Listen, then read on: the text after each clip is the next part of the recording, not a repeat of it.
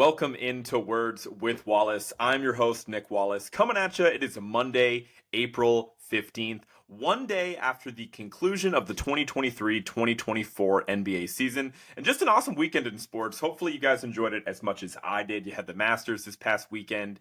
You have the WNBA draft going on as we speak. And then, of course, we had, again, the conclusion of the NBA regular season. I really like the way that the NBA actually structured it this year. I think this is only like the first or second time that they've done this, but basically they had every single team in the NBA played on Friday, and then every single team played in the NBA yesterday, which was, again, Sunday the 14th. So basically all the matchups were interconference matchups, right? Like teams in the East only played teams in the East.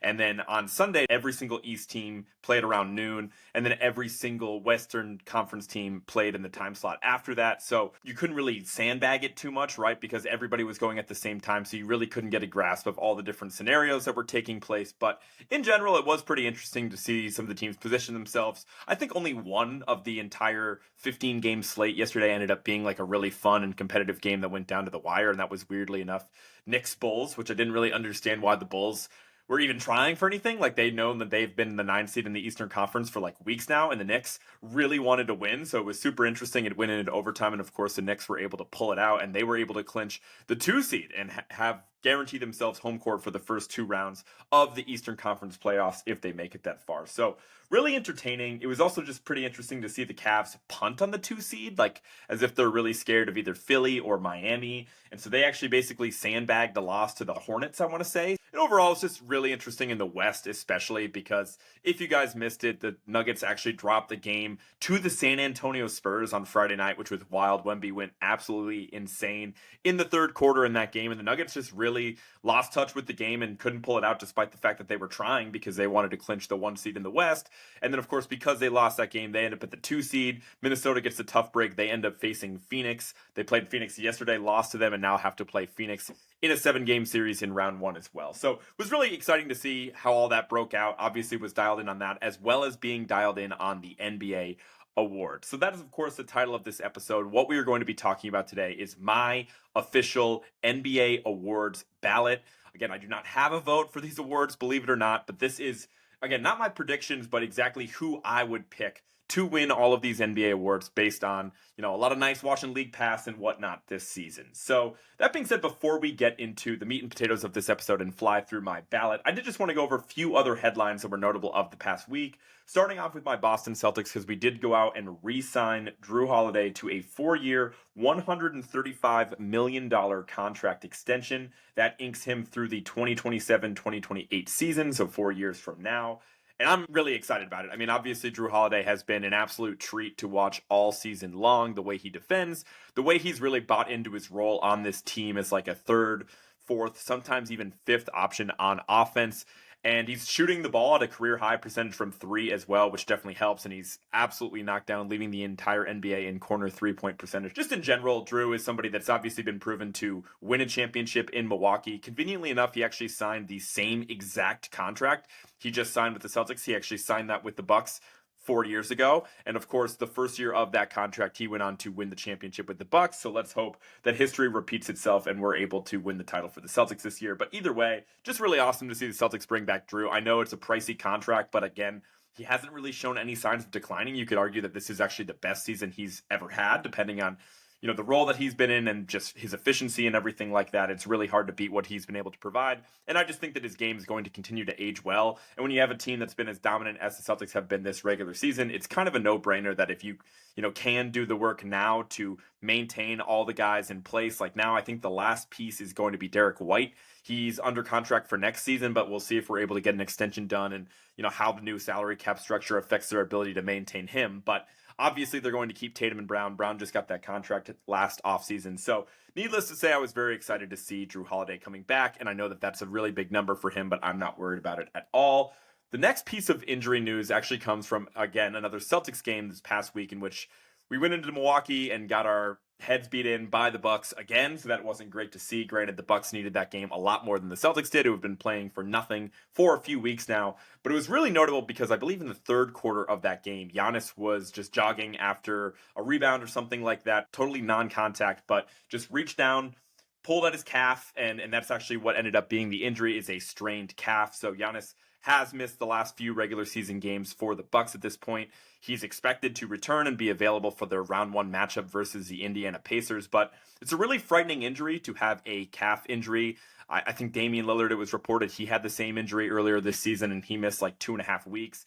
Giannis has a really fantastic track record with injury. He's been really healthy so far in his career, and he's come back from scary injuries before, namely around this time of the year. He came back from that weird back injury against the Heat last year in the postseason, obviously to no avail because the Bucks ended up losing that series either way, but Giannis still did play through injury. He played through injury in 2021, I want to say, the year that he won the title, when they played, I want to say it was the Hawks, and I think they missed him for at least one game in that series. So either way, he's been able to play through it, but obviously he's not getting any younger. Include the fact that the calf injury is extra scary because this is actually the same type of injury that Durant had in 2019 early in the postseason run, and then unfortunately Durant ended up tearing his Achilles in the finals. So to my knowledge, it makes you more prone to have Achilles injuries, which are obviously the scariest injury in really all of basketball. So as much as the Bucks want to exercise caution with Giannis, they obviously set him out through the end of the regular season. They can't mess around. They're not that good of a team where they can survive without Giannis. I definitely do not think that they beat the Indiana Pacers if he's not healthy. So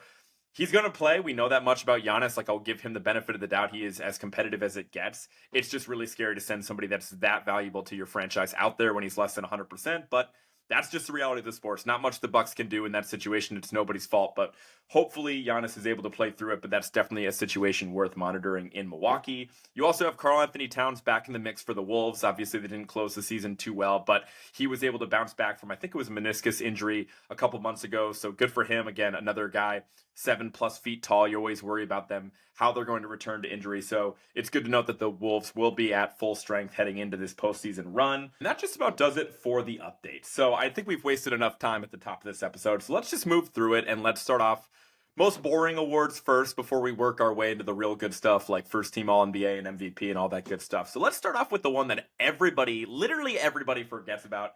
I don't even know when they give this out, but this is Executive of the Year. So again, general manager, president of basketball operations, really whoever's pulling the strings in the front office for these teams.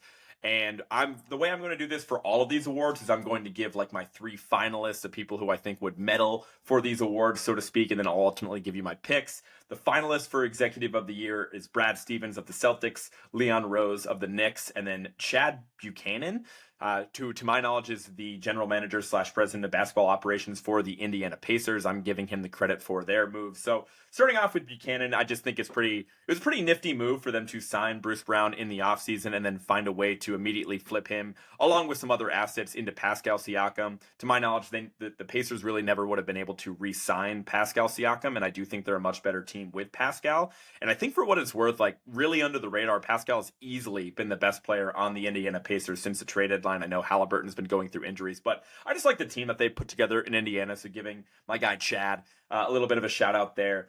Next person on this list that's going to be the second place for this award, Leon Rose with the Knicks. I think, again, the moves that they've made over the past couple of years to that obviously the Jalen Brunson signing, you can't not mention that when you talk about Leon Rose, because that was absolutely essential to the Knicks' success this season. But even more recently than that, I really do like the moves that they made at the deadline. I think they solidified the fact that the Knicks are a really frisky team that nobody wants to see in the playoffs, and really surpassing all expectations of the team by climbing up to the 2 seed in the Eastern Conference. But just their ability to flip Emmanuel Quickly as well as RJ Barrett into OG Anunoby, and then in another move acquire Bojan Bogdanovic from the Detroit Pistons. I just really like both those moves, and I think it really kept the Knicks afloat this season. So shout out Leon Rose. But that being said, the pick for Executive of the Year is obviously my guy, Brad Stevens of the Boston Celtics. What he was able to do this past offseason to take a team that was already hyper competitive, making it to the finals in 2022, making it to the Eastern Conference Finals and one game of the NBA Finals in 2023, and just really improving that core, like taking Marcus Smart, Malcolm Brogdon, Grant Williams, Robert Williams, and turning those into Drew Holiday and Kristaps Porzingis. Obviously, they had to mix and match some other assets as well. And then also just filling out the rotation as well, like guys like Xavier Tillman stepping in, Sam Hauser, who's been essential for this team off the bench all year, inking Peyton Pritchard to a contract extension. Like, this team is just a juggernaut, and everyone understands that. So the work that Brad Stevens done cannot be slept on, even when most general managers might get complacent with the recent success that the team has had. So shout out to Brad. He is easily the choice for executive of the year. Moving on to coach of the year, I think you had 3 really great finalists for this awards. The finalists, of course, again, sticking in-house with Joe Mazzulla and the Boston Celtics. Mazzulla leading this team to 64 wins and just really doing a great job of pulling the strings down the stretch where I think we've rested our stars a lot, something I've tipped my cap to Mazzulla on. Obviously, there's always the questions around late game execution, and he shares some of the blame for that. But 64 wins, he has to at least be in the top 3 for Coach of the Year, in my opinion. The next finalist is Mark Daigneault of the Oklahoma City Thunder. 57 wins for this Thunder team, a really young team, and then overall the top seed in the Western Conference as well. Just really ahead of schedule and still a pretty funky roster with not a lot of size. So what Daigneault's been able to do the past couple years is really impressive, but obviously this year was like a whole nother level. I think he was a finalist for this award last year as well. And the final guy I had, on the podium at least is Tom Thibodeau of the New York Knicks. 50-win Knicks team dealing with a ton of injuries all year. Randall missing a lot of time, OG Anunoby missing a lot of time, Mitchell Robinson missing most of the season, and the Knicks to get to 50 wins is really impressive for them and the number 2 seed in the East. But ultimately, my Coach of the Year pick is Mark Daigneault, coach of the Oklahoma City Thunder. I just think, again, what this award always boils down to is what coach did the most with the least. And I'm not saying that the Thunder are not a super talented roster, because they obviously are, but I just think relative to the expectations for this team heading into the season, for them to surpass 55 wins and be the number 1 seed in the conference, I think you really got to tip your cap to what Mark's doing over there in OKC. So he's my choice for Coach of the Year. Next award we're going to be talking about is the Clutch Award. This is the second year the Clutch Award even exists. De'Aaron Fox won the first ever Clutch Award last year. And this is a pretty interesting one because the NBA does a really great job of keeping tabs on all of the clutch statistics. I think it's defined by like the last few minutes of a game that's within the balance of about 5 points either way. And so it's pretty interesting that Steph Curry is obviously one of the 3 finalists for this awards, along with DeMar DeRozan and Kyrie Irving, and we'll talk about each one. Steph actually leads the way in terms of total points, 189 total clutch points in comparison to DeMar DeRozan, who's right behind him at 182. And they have a bunch of different stats for this as well. Obviously, the shooting splits for Steph are fantastic. He's shooting roughly 50% from the field in the clutch, 46% from 3 during that stretch, 95% from the line. And DeMar DeRozan's really close in all those stats as well. And for me, it really did come down to Steph or DeMar. And I was really impressed with DeMar's stats. Like, for him to be shooting, basically the same 49% from the field in the clutch, 47% from 3, actually shooting a better percent from 3 than Steph on way less attempts. But still, that's notable, as well as shooting 88% from the line. But one thing I wanted to note is that it says here on NBA.com the Warriors actually played in 43 clutch games this season, which sounds about right. I mean, they were like a kind of a middling team all year long. Obviously, they finished like 10 games over 500, which is great for them. But that being said, they've been a middling team all year, just like the Chicago Bulls. So it seems like normally the recipient for these awards is going to come from like a middle of the pack type of team. But it is notable that with the Warriors playing 43 clutch games, they have a record of 23-20 in those games. Meanwhile, the Bulls are listed as playing in 40 clutch games, so extremely close numbers, but they're actually 24-16. So significantly better record in the clutch for the Chicago Bulls. And even though Steph Curry is my guy and he is an all-time great, I'm actually going to give the clutch award to DeMar DeRozan. I think the clutch stats are close enough where you could go either way, but the Bulls actually having a slightly better record in close games, and just anecdotally watching both of these teams execute late game situations, like Steph's had some amazing shots and it's really close, but for the better part of like a decade and a half, DeMar DeRozan has been an incredible closer, and I feel like anybody that follows the NBA knows that, and it really just comes down to his like timeless mid-range game, right? Like his ability to create his shot in the mid-range is really second to none in the entire NBA. Like obviously guys like Durant are in the conversation, and even Embiid sometimes with what some of the action he's able to get into. But I feel like DeMar DeRozan is arguably the best mid-range scorer in the league right now. And I just think that translates well to end of games because it's a unique distance, and being able to score from there is super valuable. And maybe I'm being a little corny for giving it like a lifetime achievement award to DeMar DeRozan, but I always feel like he's been super clutch. The clutch stats are really close. Even though I'm biased for my guy Steph Curry, he has enough on his legacy where I don't think anyone gives a shit about the clutch award anyway. So I'm actually going to give it to DeMar DeRozan. So DeMar is number one for me. Steph is a close second. And then third, I put Kyrie Irving. I don't even really have his clutch stats up. I just was in the building for that shot he hit against the Nuggets, which was probably the best shot anyone hit all season long. I think Jokic's shot over the Warriors early season, like he like banked in like a 40-footer to win the game or something crazy. Like that's up there as well. But like that one felt a little bit more lucky. Kyrie's was a little bit more skillful. Like Kyrie was incredible this season. So just like anecdotally, the nod to Kyrie hitting some clutch shots for games I was in the building for, I'm going to put him 3 on this list. Next award is Sixth Man of the Year. A lot of great candidates for this award, not going to lie. It came down to 4 different guys for me. Normally I put down 3 finalists, but frankly, I feel like 4 guys were really deserving of at least being in consideration for this award. You know, the finalists for me were Norm Powell of the Los Angeles Clippers. He was a my guy before the season and somebody who I really liked his value when I took a look at these awards odds a couple months ago, as well as Malik Monk of the Sacramento Kings, Bobby Portis of the Milwaukee Bucks, as well as Naz Reid of the Timberwolves. Let's start with Naz Reid because I can't help but feel like he is kind of like the favorite right now. I haven't looked at the odds recently, but I feel like he's gotten a lot of buzz for this award. Frankly, as much as I love Naz Reid and for him to have been undrafted and with how skilled he is, like I just love what he's developed into. Like he's just so exciting to watch, which is extremely rare for like a backup big man in the NBA. And he's way overqualified to be that. I feel like he's gained a lot of momentum, obviously, with the recent injury to Karl Anthony Towns. Like, Towns missed, 14 games recently, anyway, in which Naz Reid was plugged right into the starting lineup for almost all of those. And obviously, that led to him really having a strong uptick in counting stats. Points went way up, the boards went way up. So, obviously, he's gotten a lot of benefit from being in the starting lineup, which it's not necessarily his fault, but I just feel like that kind of goes against the purpose of the award. Somebody who contributed off the bench basically the entirety of the season. So Naz Reid is a really great option, but he's not ultimately my choice. Malik Monk was on fire, had some really big games earlier this season, and he honestly felt like a closer for the Kings as well, which is kind of funny because I know they had De'Aaron Fox, who we just talked about, who won the Clutch Award last year. But Malik Monk is hurt. Don't know entirely when he's going to be back. He still qualifies for the award, but he definitely lost some momentum. Norm Powell was really awesome for the Clippers all year, but frankly, Westbrook was a huge spark off the bench for them as well, and he's just a part of a really loaded second unit. So I couldn't quite get there with Norm Powell either. So ultimately, I landed on Bobby Portis, which might be a little surprising. I'm definitely not the biggest Bucks guy, and I feel like a lot of people are kind of crapping on the Bucks right about now. But what I've seen from Bobby lately, I feel like he's had some really big performances recently for the Bucks. I feel like down the stretch they've really needed him, and the reason why I ultimately settled on him, statistically, it's not much different than what it's been for past years from Bobby Portis. We kind of know what he is at this point, being 29, 30 years old. But he averaged 14 points a game. He averaged 7.5 rebounds. He had a couple of assists.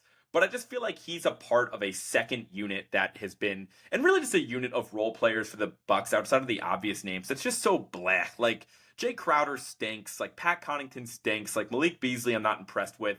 Some nights Brook Lopez is still really good, and obviously he's starting for a reason. But I just feel like they've really needed the offense from Bobby Portis lately, and he's helped keep the season afloat for the Bucks. For how tumultuous the season is, for them to finish at the 3 seed in the East, that's really not bad at all. And I just feel like Bobby's been the most consistent contributor off the bench all season, so I'll give him the nod for Sixth Man of the Year. Moving on to our next award here, Most Improved Player. The 3 finalists for this award, which I think all in their own right have a really strong case to win this award: Tyrese Maxey of the Philadelphia 76ers, Kobe White of the Chicago Bulls, as well as Jalen Johnson of the Atlanta Hawks. I'm going to come out and say it. My pick for this award is Tyrese Maxey. He was my pick before the season. He was my pick a couple months ago when I took a look at the odds. But I just love Tyrese Maxey, and I know that this might even be against some of the arguments that I've made on this podcast in the past, because you could make the argument that Tyrese Maxey was a really solid player last year, averaging 20 points a game for the Sixers, and then he obviously steps into an increased role without James Harden, him getting dealt right before the season starting. So I just thought that it was pretty notable that obviously everyone had Maxey penciled in for a pretty big leap, right? There was potential, was off the charts. He's a relatively young player, but he still went out there and did it. I think he made that leap from cute, fun story, third option on a loaded team. He was getting the third best defender on him most nights, while Harden was attracting a lot of attention last year. Embiid commands so much attention in his own right. But Tyrese Maxey went out there and did it. And not only was he second fiddle, for basically half the season, he was the number 1 option for the Philadelphia 76ers, and he got it done. Statistically for him, the ability to put up 26 points a game, 4 boards, 6 assists. And I know that that's not a massive increase from where he was at last year, but it's still significant. It is the jump from fun option, great young player to a legitimate star in the NBA, that is like a really difficult leap to make. And it wasn't necessarily a sure thing that Maxey was going to get there. So for me, he is still clearly the choice. I know there's a lot of buzz for Kobe White as well. I would have to guess that he has the second best odds. Again, I haven't looked at this, but I can't quite get there with Kobe White. Like I know he's jumped up a lot statistically, going from 10 points a game to 19 points a game, but his minutes increased a ton as well, and he was on a pretty boring Bulls team, we'll say. Like I don't know, I just couldn't quite get there. I know that he's a lot more talented, but I just don't think he really set the world on fire. I think if you were to really go by like the textbook definition of who improved the most, you have to talk about Jalen Johnson. Like I know that he was going from like his second year to his third year, in which you would expect a significant amount of improvement, but I don't know, 2 years in without a ton of production, a lot of the time the book is closed on those guys. And for him to go from like a 6 point a game guy and jump all the way up to 16 points a game. And as I'm saying this, I'm now noticing that Jalen Johnson only played in 56 games this year, so he's not even eligible. Whatever. I think Jalen Johnson actually improved more than any other NBA player I watched this year. But the choice is Maxey. That's where we're going to end up leaving it and move on to our next award here, which is one we're not going to spend a lot of time on. We're talking about Rookie of the Year. The finalists are Chet Holmgren, Brandon Miller, and Victor Wembanyama, and obviously the choice is Victor Wembanyama. Shout out Chet, generational talent, really special rookie season, and really give Chet an extra shout out here. Just remember the fact that he actually played in all 82 games this season, which that is an incredible accomplishment for a dude of his size, of his, slight frame, I guess we'll say, to put it lightly. And for him to go out there and play all 82 games after he missed the entirety of his rookie season with that freaky, foot injury that he suffered in like a Pro-Am league before his rookie season. So shout out to Chet, man. 82 games is an incredible feat, but really special rookie season in his own right. And Brandon Miller has been really exciting to watch. And that being said, the answer is Victor Wembanyama. Don't need to spend a ton of time on that. He's easily the Rookie of the Year. Next award we are going to be talking about today is Defensive Player of the Year. For me, I did put a third finalist on here, but it comes down to two guys for me. You're either in the Victor Wembanyama camp or you're in the Rudy Gobert camp.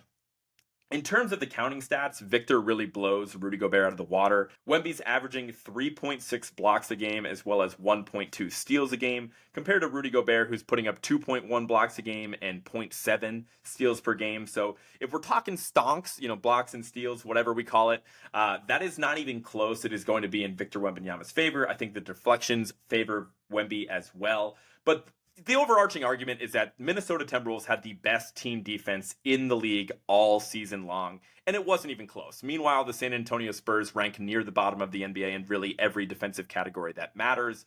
And if you look at the personnel on the rosters, it just makes perfect sense. Like, the Spurs are an abysmal team, like talent-wise, like not even just defensively, like they just stink terribly. And then you look over at Minnesota and you got guys like Mike Conley, who I know is up there in age now, but was obviously renowned as one of the best defensive point guards in the league in his prime, and is obviously still a really smart and crafty player. You have a guy in Jaden McDaniels, who I think is a lock to be on one of the all-defensive teams. I'm not sure where he's going to fall, but he is an incredible perimeter defender. Anthony Edwards, who's really taken his defense to a new level, somebody that really takes a lot of pride in guarding the ball and putting a lot of effort into his on-ball defense.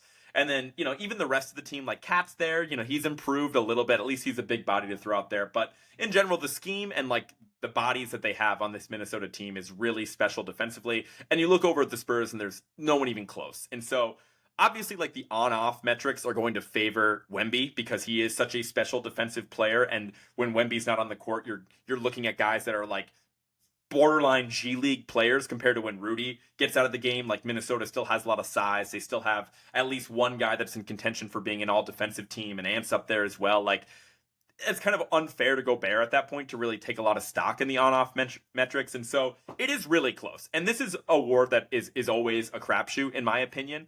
But ultimately, I actually landed on Rudy Gobert. And I'm a huge Wemby guy. As you guys know, I've talked about him more than any other player on this podcast this year. But it's just hard for me to get there with Wemby in his very first season because the team defense is so bad. And it's not really his fault. Like, again, I feel like his defensive impact is actually better than Gobert because I've seen more people get scared of Wemby and just turn down seemingly open shots because Wemby's in the vicinity. Like, just anecdotally, I've seen that more watching Wembanyama than I have watching the Timberwolves and Gobert. Maybe I'm wrong in saying that. Wolves fans, you can correct me. But I think the most notable play of the season for Wemby, at least defensively, was like Christian Brown on the Denver Nuggets it wasn't the most recent Nuggets game, but the time that they met before that, within like the past month or so.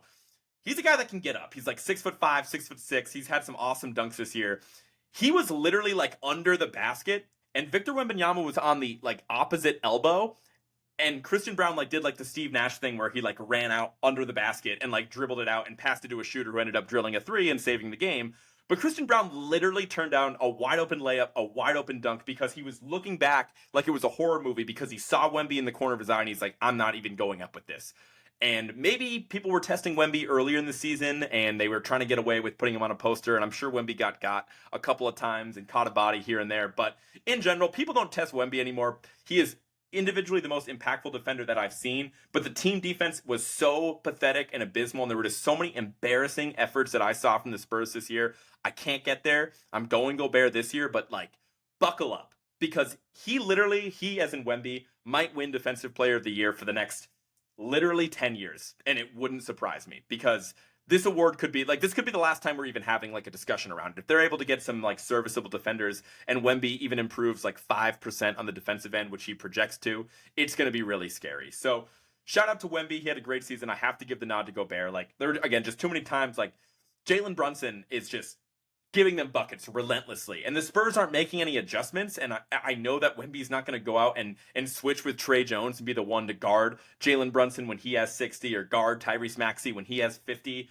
But you just feel like a team with a Defensive Player of the Year might be able to impact the game a little bit more. And maybe that's just because Pop has lost his fastball, or like the bodies on the Spurs were just that bad. But like, there were just so many like generational offensive performance that the Spurs like allowed this year. I couldn't quite get there. So that was my reasoning why I fell back on it. But again, two really special defensive players. Gobert is probably up to like 4 or 5 DPOYs now at this point. So he's making his case as one of the best defenders ever, which is kind of crazy to say out loud. I probably wouldn't be able to get there with him, but he is my Defensive Player of the Year for this season.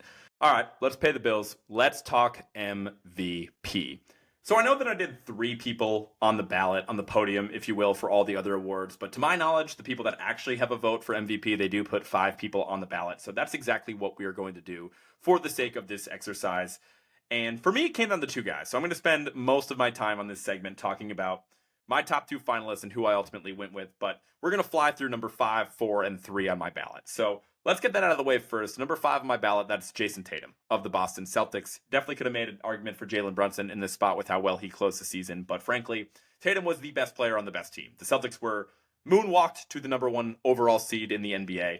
They were significantly better than every other team all season long, and Tatum was the number 1 reason as to why. I know the rest of the supporting cast got stronger, but I just feel like you have to give the nod to Tatum because he has gotten better every single year of his career. I know that some of the stats might be down a little bit just because his usage is less than what it was in previous seasons, but Tatum sacrificed a little bit as well, bringing in Kristaps Porzingis and Drew Holiday. And I think, again, he's the leader of that team. He takes the regular season very seriously. So feels a bit disrespectful to not at least have Tatum, the best player on the best team, not at least on my ballot, even if it is in the number 5 spot.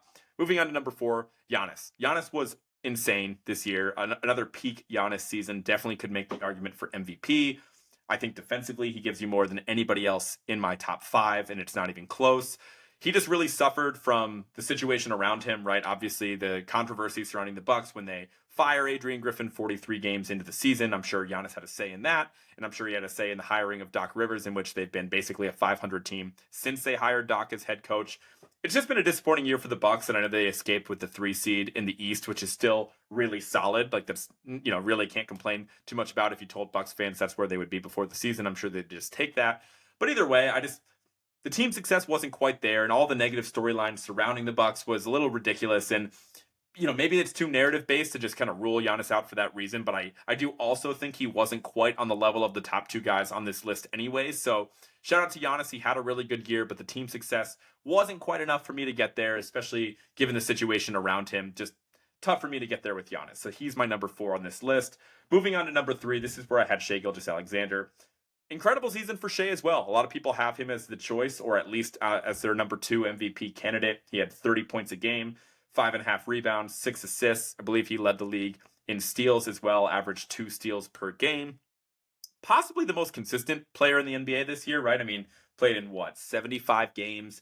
I think he had the most 30-point games as well, despite not leading the league in scoring, which is kind of interesting. Like, he's clearly the leader of that Thunder team on and off the court. Like on the court, it's pretty obvious, but off the court, like even in like the post-game interview stuff, like those guys clearly idolize Shai Gilgeous-Alexander, and for good reason. Dude is an absolute stud. I love watching him play. I think he's fantastic. And again, a great story of a Thunder team that had the team success, was way ahead of schedule, finished as the number one overall seed in the conference. There's definitely a really strong argument to be made for Shai.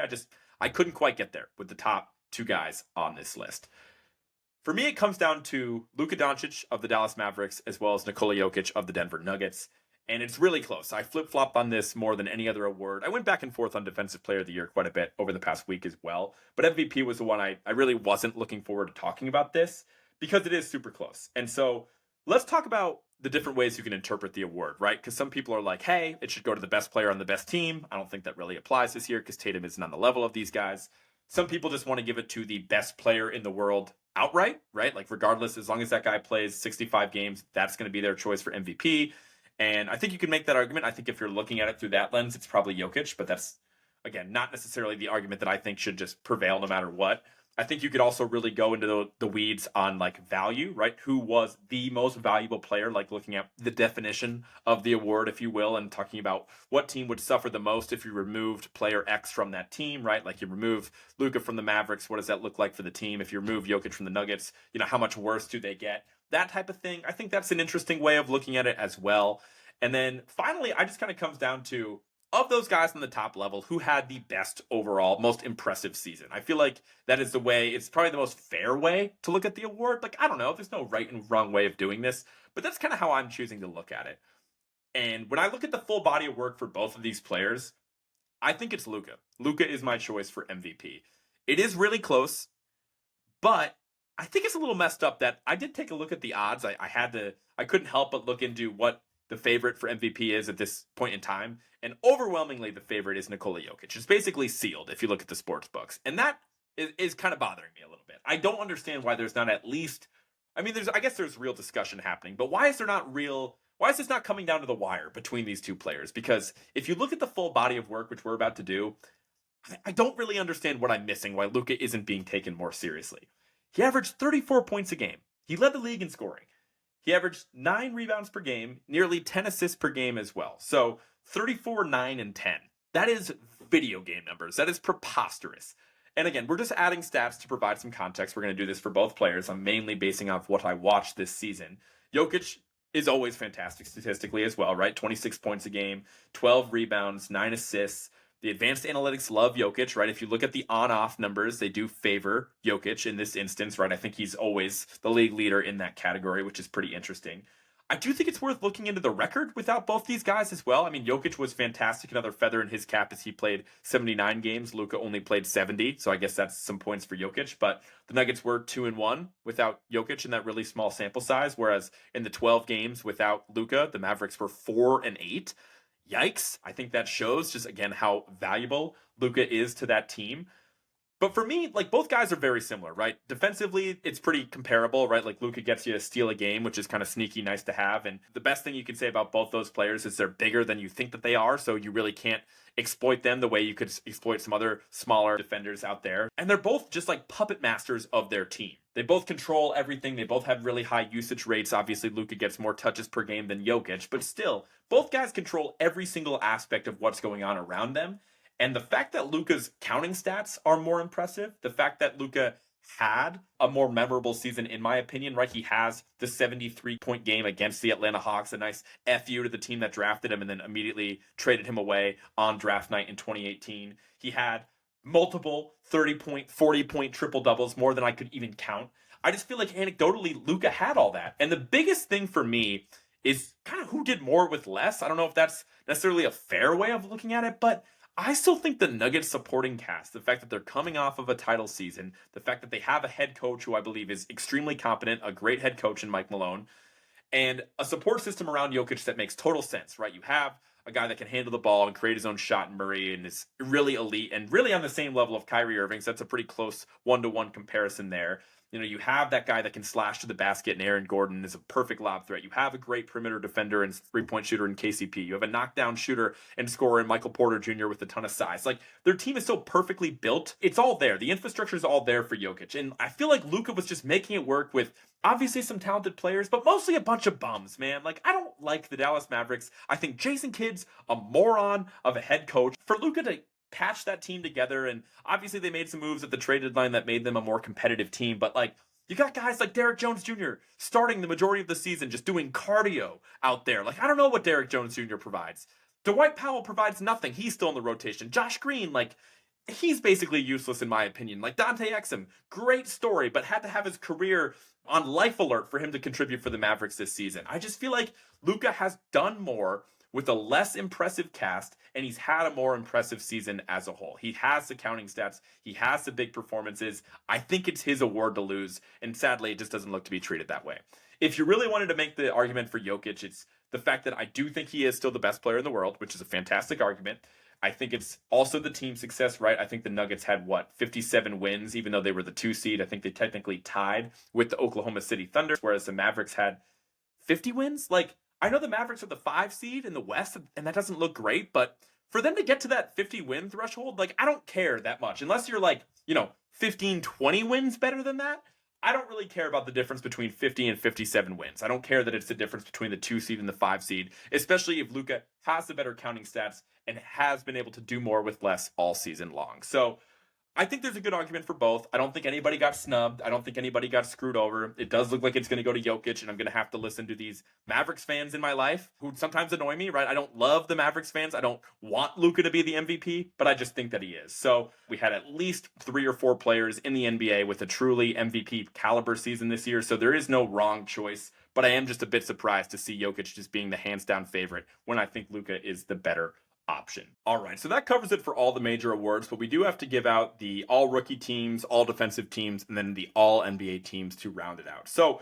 we're going to go with the all rookie teams to start. This one's pretty simple. Obviously, I just kind of ranked them in order because these were position lists. So I just kind of listed my top 10 rookies in order, in my opinion. At number 1, I had Victor Wembanyama. Number 2, Chet Holmgren. Number 3, Brandon Miller.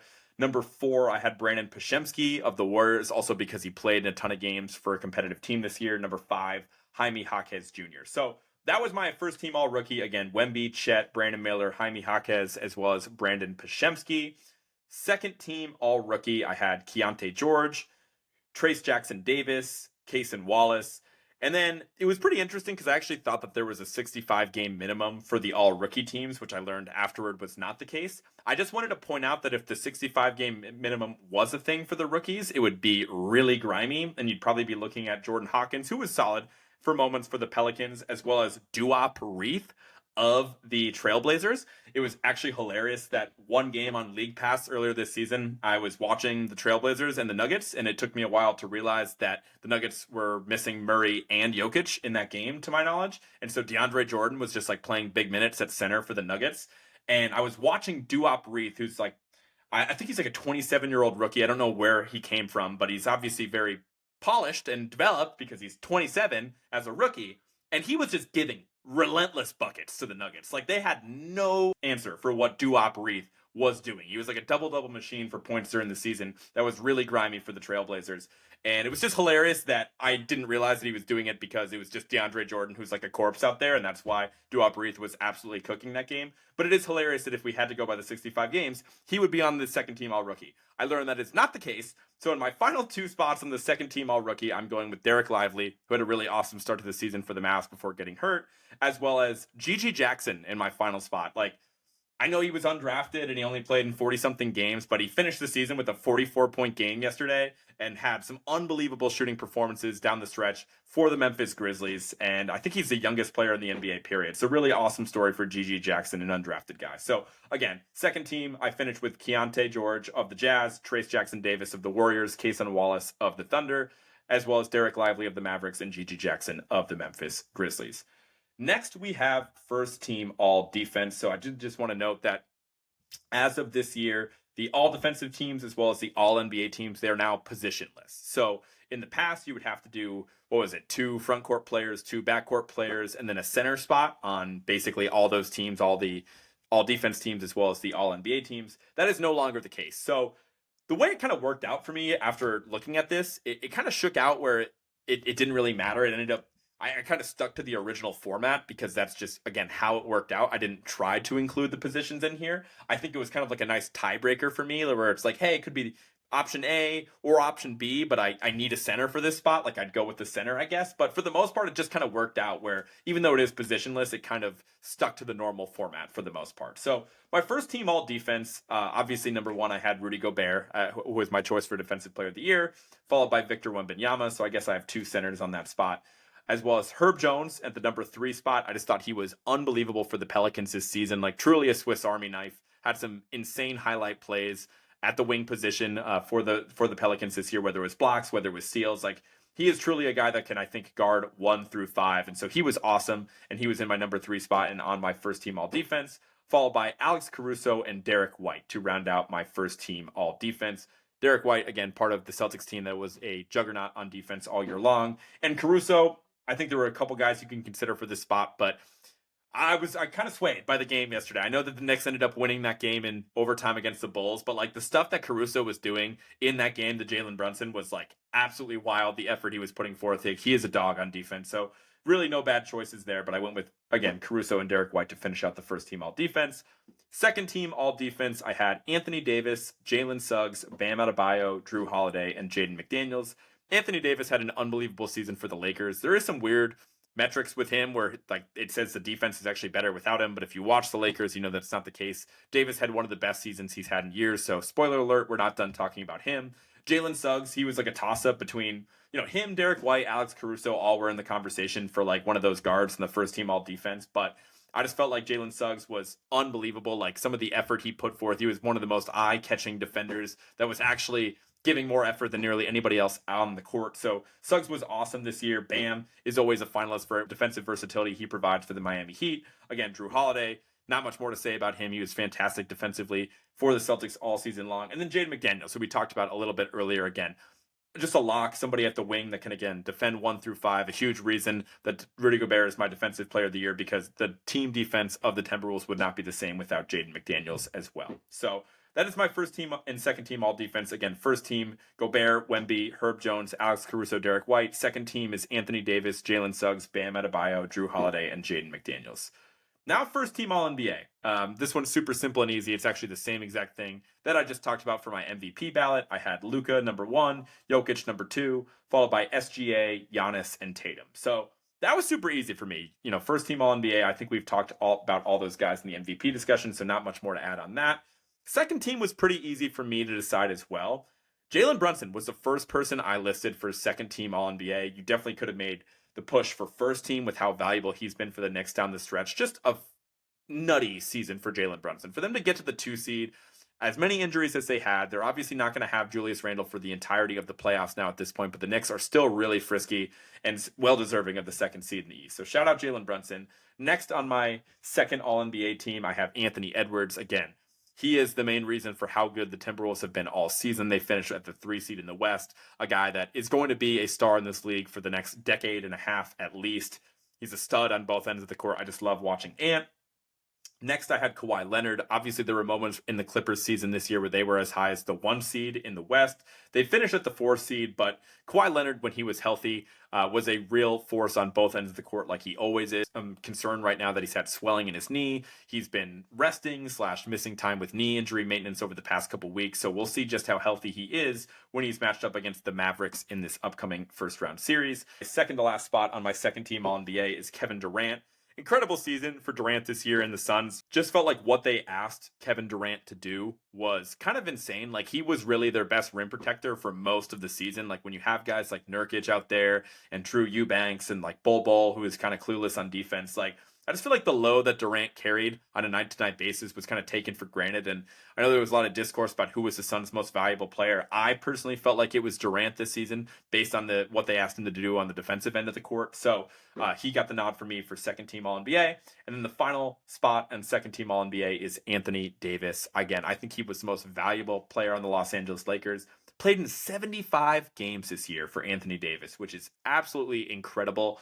So that's the most he's played in quite some time, and he was a menace on both ends of the court. So loved what I saw from Anthony Davis this year. And then finally, we have third team All-NBA, in which some tough decisions definitely had to be made. First spot on the third team, I had Devin Booker. Again, he was fantastic for a Suns team that I know was relatively disappointing, but still a really competitive team that finished with nearly 50 wins in the Western Conference. So definitely giving the nod to D-Book. I think he's also just anecdotally one of the top 15 players in the NBA anyways. Same logic applies to my guy Steph Curry. I know the Warriors finished at number 10 overall in the West, but Steph was still Steph, right? I think he's kind of hit a lull over post All-Star break and whatever, but even better to start the season. He carried that team through a lot of drama with Draymond and, a lot of changing rotations and whatnot. Like, Steph is still an absolutely elite player. And if you're, ranking the top players in the NBA, I don't think you can even put him below 10. So he's kind of a lock for third team All-NBA. Same thing for LeBron, right? Like, again, he was fantastic for a Lakers team that I know, again, finished at the 8 seed in the Western Conference. But Bron looks like he just continues to defy Father Time. The numbers he's put up are ridiculous. Even like the game he played yesterday over the Pelicans, he had like 13 assists at the half. Like, he just dominated. Like, when he flips that switch, he still looks like one of the best athletes in the NBA. He, controls the offense for that Lakers team, and he was really fantastic, even though the Lakers season was relatively disappointing. Next, we have definitely the most controversial names in this list. The what I did to round out the third team All-NBA was Jaylen Brown and Domantas Sabonis. I gave the nod to Jaylen Brown because I feel like maybe I'm a little biased in saying this, of course, being a Celtics fan, but the leap that I saw Jaylen Brown take, especially after the All-Star break, like, you could make the real argument that Jaylen Brown was actually the best player on the Celtics.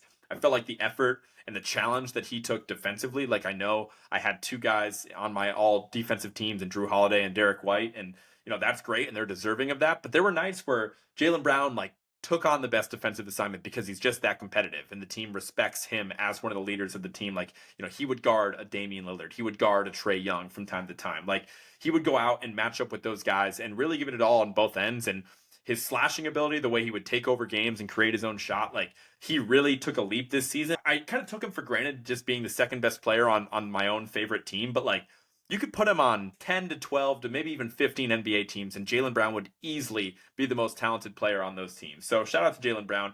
I feel like with the Celtics having 64 wins, he's deserving of that spot.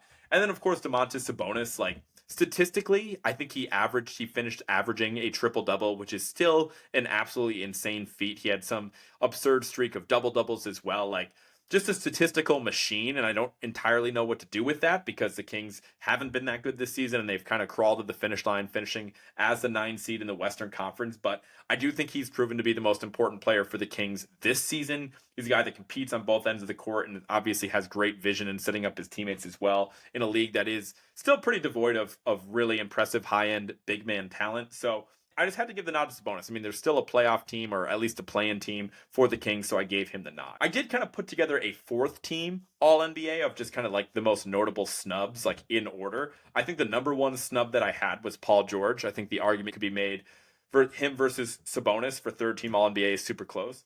Ironically enough, I gave Paul George the nod on my All-Star team, and I left Sabonis off, and then here I am giving Sabonis a nod and leaving Paul George off. I just think that Sabonis had a much better close to the season. I think Zion had a really strong argument to be made as well, especially with how he's played recently. Paolo being the 5 seed for the Orlando Magic and being the best player on that team, leading the team in points, rebounds, and assists. That is nutty stuff, so you could definitely argue him for number 5 as well. Tyrese Halliburton, I never really considered him for this spot. I don't care that he's in a contract year. I don't care that he started the year really well, then he got banged up, and then he's been less good. He's not an All-NBA player this year. He's just not. If people want to pencil him in because he's due for an extension, like, I get it. Like, that's the human side of this, but I don't care. I'm not a Tyrese Halliburton guy. Totally different player for the Pacers since the All-Star break, and Siakam's the best player on that team right now, and it's not even close. So Tyrese Halliburton, I guess you could give him a nod as a snub, and then in the final spot on my fourth team All-NBA, I said Wemby because he's that good, and I think you could actually make the argument that he should be deserving of an All-NBA team, even though that's a bit early for my liking. So that does it, guys. That was a lot to talk about. I'm just going to fly through my awards picks one more time for you guys at the close of this episode. Executive of the Year, I had Brad Stevens of the Celtics. Coach of the Year, Mark Daigneault of the Thunder. Clutch Award, DeMar DeRozan. Sixth Man of the Year, Bobby Portis. Most Improved Player, Tyrese Maxey. Rookie of the Year, Wemby. Defensive Player of the Year, Rudy Gobert. MVP, I had Luka. First team all rookie. We'll just do the first teams. Wemby, Chet, Brandon Miller, Jaime Jaquez, and Brandon Podziemski. First team all defense was Rudy Gobert, Wemby, Herb Jones, Alex Caruso, and Derek White. First team all NBA was Luka, Jokic, Shea, Giannis, and Jason Tatum. So that just about does it for the episode today. Thank you guys for sticking with a long episode today, but we have a lot more exciting stuff coming on the podcast. We obviously have the play-in tournament that starts tomorrow. Matter of fact, I'll give you my picks for the play-in as well. Why not? So the first play-in game tomorrow, we have Lakers at Pelicans. I am going to expect the Lakers to beat the Pelicans for the second game in a row. I'm taking the Lakers in that one. I'm also taking the Warriors over the Kings in the second game.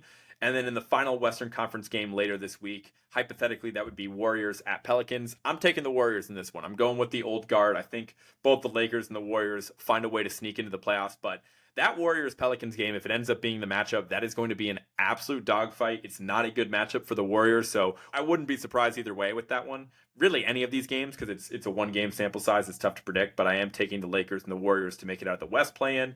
In the East, the first game is 76ers at the Heat. I kind of expect the Sixers to win. I mean, Miami's just been a different team lately, and I just feel like it's kind of destiny for my Celtics to get stuck matched up with the Miami Heat in the first round of the playoffs. So I do think the Sixers are going to beat the Heat in the first game. And in the second game, I expect the Bulls to trounce the Atlanta Hawks. And then in that final play-in game in the East, that would be Bulls at Heat. And obviously, I think the Heat are going to win because I think that is just the destiny for the Celtics to play the Miami Heat. So on my next podcast, we're going to analyze exactly what ends up happening in these play-in games, not just my predictions. And then we will give the full predictions and my full outlook on all the playoff matchups and all of that information, all my predictions for the rest of the season. With that being said, guys, I will let you guys go. Be sure to follow at Words with Wallace. Be sure to subscribe. That way you never miss a new episode. You can follow me at Words with Wallace on everything, Spotify, Apple Music, wherever you get your podcasts, as well as YouTube, Instagram, Twitter, Facebook, and TikTok at Words with Wallace. I will talk to you guys next week. Peace.